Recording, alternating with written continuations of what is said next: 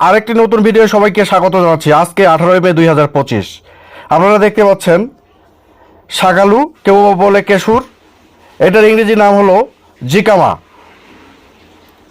চলেন এবার আনারস দেখি। আনারসের ইংরেজি নাম পাইনাপেল। ওয়াও, কত সুন্দর আনারসটি, খেতে অনেক সুন্দর হবে নিশ্চয়ই। এবার ক্ষেত থেকে তোলা আদা দেখি। আদার ইংরেজি নাম হলো জিঞ্জার।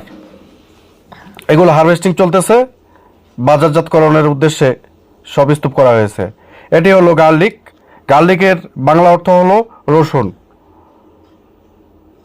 দেখেন, গার্লিক এখন তোলার সময় হয়ে গেছে, তুলে এগুলো বাজারজাতকরণ করা হবে। পেপিনো মেলন, এই যে দেখেন পেপিনো মেলন।